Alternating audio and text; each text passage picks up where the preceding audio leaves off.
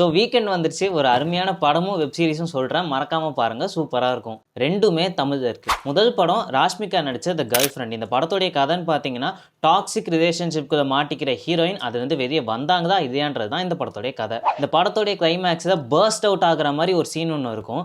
அதை தான் no words to சேன்னு தான் சொல்லணும். ஒரு டாக்ஸிக் ரிலேஷன்ஷிப்குள்ளே மாட்டிக்கிட்டா அதில் வெளியவும் வர முடியாமல் உள்ளேயும் இருக்க முடியாமல் ஒரு பெயின் ஒன்று இருக்கும். ஆனால் அந்த பெயினையும் தாண்டி வெளியே வந்தோன்னா ஒரு பெரிய லைஃப் இருக்குன்றதை இந்த படம் பார்க்குறப்போ நீங்கள் புரிஞ்சுக்கலாம். ரெண்டாவது வெப் சீரிஸ் குற்றம் புரிந்தவன் த கில்ட்டி ஒன். இந்த சீரிஸோடைய கதை என்னன்னு பார்த்தீங்கன்னா, பசுபதி தாம் பேரனை கூட்டிக்கிட்டு திருவிழா முடிச்சுட்டு வீட்டுக்கு வரும்போது அவர் வீட்டில் ஒரு சம்பவம் நடக்குது. அதுக்கப்புறமா நடக்கிற பல மர்மமான விஷயங்கள் தான் இந்த சீரிஸோடைய கதை. ஒரு 7 எபிசோட் இருக்கும்.